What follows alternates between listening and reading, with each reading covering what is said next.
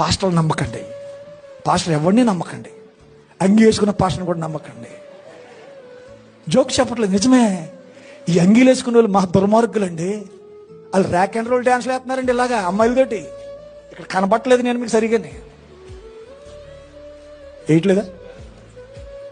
పెట్టు సార్ ఆయనకి. అంగి వేసుకున్నవాడెల్లా ఒక సైతాను దూత. ఎందుకంటే వాడు కొనుక్కున్నాడు ఆ అంగిని. నాకు ఉంది అంగి, ఎందుకో ఇజ్రాయిల్ వెళ్ళడానికి సరి కొనుక్కున్నాను అది, కానీ ఎప్పుడు వేసుకోవాలండి అది. ఇలా ఒకటి ఎదర సిలువులు, తెల్లంగి, చచ్చిపోయినప్పుడు నల్ల బెల్టు, చర్చిలోకి వెళ్ళినప్పుడు ఎర్ర బెల్టు, తెల్ల బెల్టు కట్టుకుంటారు వీళ్ళు. వాళ్ళందరూ ఇస్కరియోత బ్యాచ్. నువ్వు కూడా. కాబట్టి ఆ పాదులు నమ్మకండి.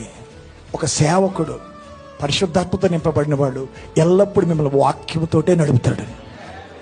తన తప్పిదాలు ఉంటే ఒప్పుకుంటాడు, తను సరి చేసుకుంటాడు. అటు సేవకులు క్షమించండి, అటు సేవకుల పట్ల దయ కలిగి ఉండండి. వాడు తన తప్పిదాలు ఒప్పుకుంటే అతను క్షమించండి. ఒకవేళ తప్పులు ఒప్పుకోకపోతే ఆడనన్న బయటికి గెంటేయండి, మీరన్న బయటికి వెళ్ళిపోండి. పాస్టర్ అన్నవాడినన్నా బయటికి గెంటేయండి, లేదన్నా మీరన్నా బయటికి వెళ్ళిపోండి. ఆమె ఏం చెప్పండి రా బాబా. పాస్టర్ మనకి దేవుడు కాదు. ఆడు బతుకు సరి లేకపోతే, ఆడు సాక్ష్యం సరి లేకపోతే ఆడనన్నా గెట్ అవుట్ అనండి, మీరన్నా వెళ్ళిపోండి.